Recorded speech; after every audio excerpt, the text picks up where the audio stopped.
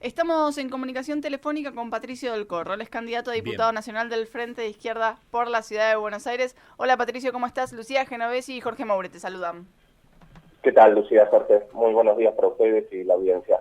Muy buenos días para vos también, gracias por atendernos. Hay un montón de temas Montonazo. que queríamos tocar con vos. Primero preguntarte cómo viste el debate que se dio ayer de candidatos a jefe de gobierno porteño y jefa.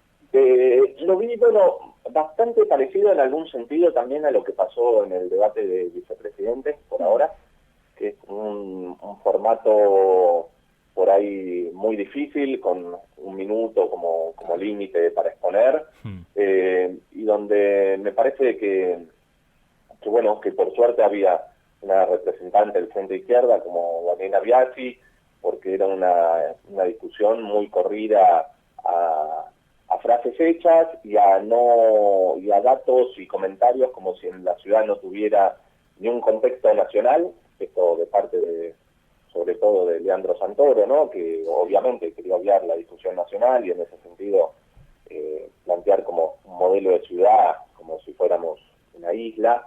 Y por otro lado, bueno, Amarra, que ya se va haciendo público, digamos, lo que es Ramiro Marra, tirando sus flores con Jorge Macri, que quería zafar del debate lo mejor posible. Así que me parece que en el marco del poco tiempo que hubo, todo creo que bueno, que se volvió a mostrar que es necesario que la izquierda esté en esos debates. Patricio, ayer en el debate en todo momento Santoro buscaba la complicidad, la asociación y la confidencia de Vanina Biasi. ¿La izquierda está, por lo menos, analizando asociarse, abrir un debate, un diálogo con el kirchnerismo? No, porque, a ver, una cosa es un diálogo con los votantes, con los trabajadores, con quienes viven en la ciudad, en este caso, que me parece que ese es un diálogo que hay abierto muchas veces, por lo que uno sale en las calles, en las plazas, en las escuelas, y otra cosa es un diálogo a nivel de fuerza política. Ahí me parece que lo que Santoro quería hacer es un guiño, como si fuera, digamos, una propuesta similar, pero creo que, digamos, le hizo Loli muy claro, incluso hoy también lo escuchaba en otra entrevista de radio y sigue haciendo Loli muy claro, algo que decía Biasi claramente, que es si el macrismo ha avanzado, por ejemplo, con todas las ventas de terrenos que Santoro denunció, fue con los votos del peronismo. Yo como legislador lo viví, digamos, no me lo tienen que contar. Yo vi cómo sectores del peronismo levantaron siempre la mano para votarle esos terrenos que después ahora en campaña se sale a criticar. Entonces, me parece que por abajo sí, hay un diálogo, porque hay también mucho descontento con el gobierno nacional, y entonces, bueno, es momento también de pensar qué está pasando y qué sería lo que hay que construir si este proyecto nacional también fracasó, pero por arriba no lo veo. Patricio, ayer el debate dejó muy en claro, y un poco esto es lo que vos decías, como cada uno fue digamos, se consolidó en la imagen que venía dando o en el discurso que venía dando. Los tiempos eran muy cortitos, la verdad, para exponer. Y en ese sentido, Ramiro Marra era como mucho más provocador, mucho más reaccionario, incluso en momentos como bastante dudosa su modo de reacción. No obstante, digamos, La Libertad Avanza fue elegida por la gente como la tercera salida ante la crisis, se puede decir, de partidos tradicionales. Hablo a grandes rasgos del PRO y del kirchnerismo. ¿Ustedes hacen una crítica interna o piensan internamente por qué la izquierda, que venía haciendo muy buenas performances electorales, no pudo capitalizar ese descontento? Me parece que hay dos puntos para pensar la situación. Uno es la izquierda no perdió votos en esta elección si la comparás con las ejecutivas anteriores. Eso es más o menos igual.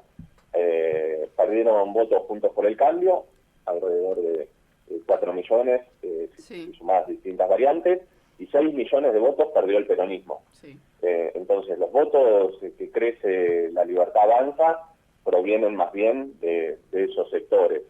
Y me parece lógico que así sea, porque es un voto también con bronca contra dos modelos que fracasaron. O sea, el que votó primero a Macri porque estaba disconforme con cuestiones del último gobierno de Cristina Fernández, y el que después votó a Fernández para sacar a Macri y se encontró con la estafa de que no llenó la heladera, sino que todo lo contrario. Los datos de la pobreza de ayer del INDEC son, no sé, incontrastables. Sí.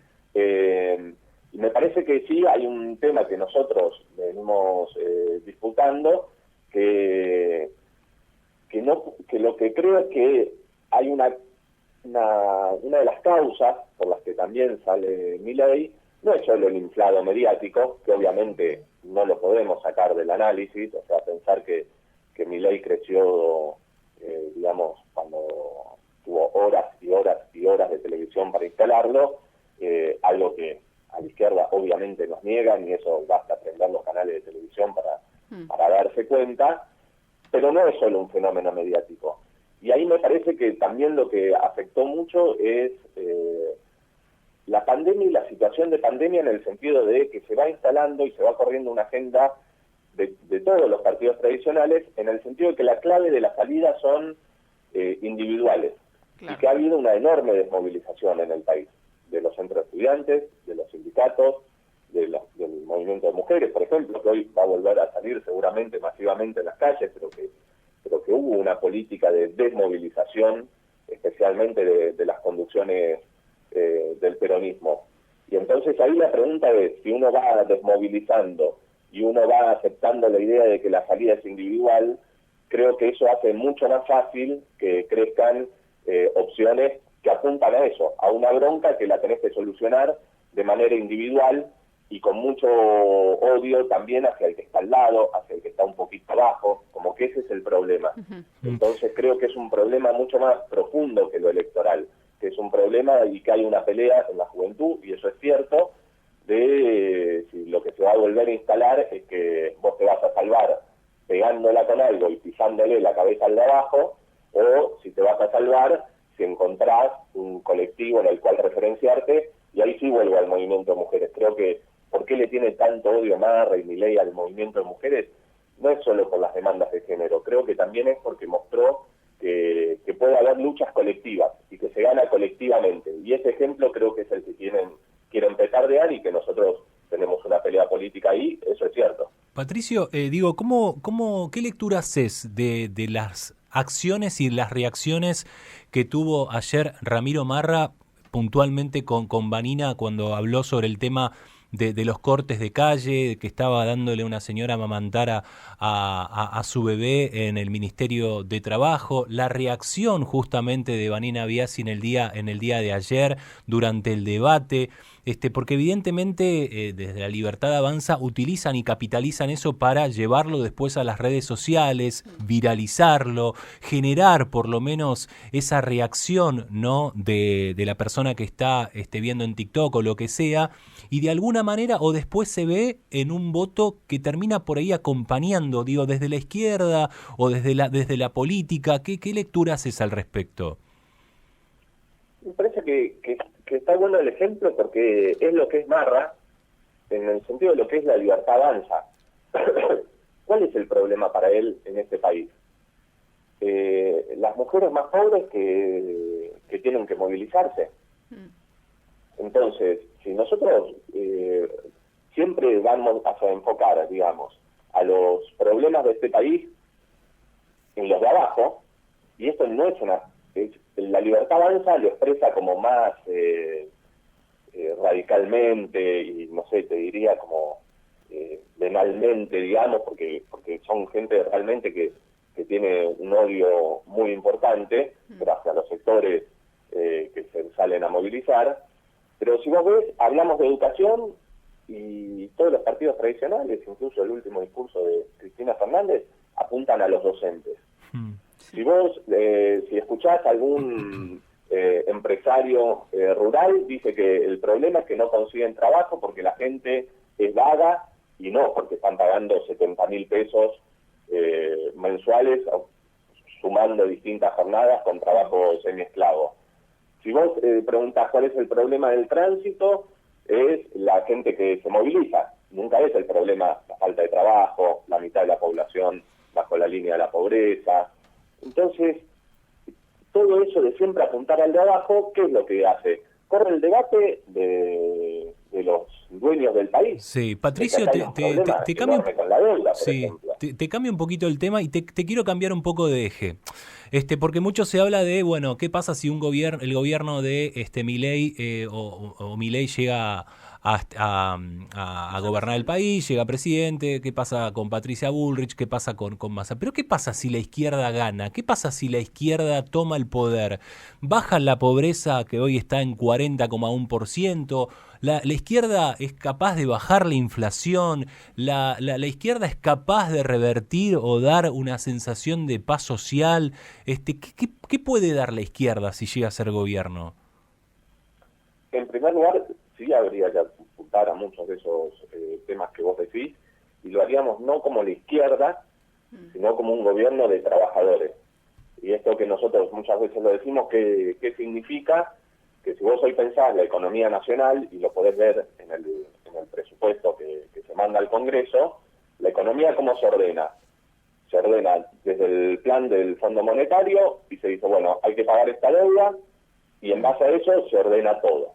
Sí. Entonces, después vos decís, tenés que ajustar, entonces tenés que bajar las jubilaciones en términos reales, etcétera.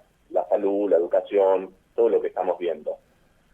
Un plan de un gobierno de trabajadores empezaría al revés. Empezaría diciendo cuáles son las necesidades sociales, qué es lo que produce el país y qué necesitamos producir.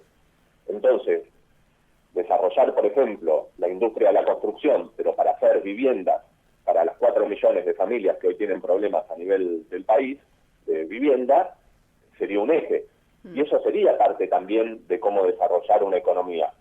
Por ejemplo, si vos pensás una discusión sobre los bienes comunes naturales, daríamos esa discusión no desde el punto de vista de que algunas empresas, dejando el 1% de regalías, saquen lo más rápido posible sin importar las consecuencias ambientales para el país, sino que haríamos un plan racional, digamos, donde vos combinás los desarrollos técnicos de las universidades públicas, que son enormes, el diálogo con las comunidades que viven en ese país, y pensar qué es lo que necesitamos producir y para qué.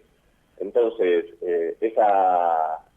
pensar la economía desde ese punto de vista, desde ya que no podría ser, vos no podrías mantener el 40% o 6 de cada 10 pibes bajo la línea de pobreza, porque esa sería una prioridad.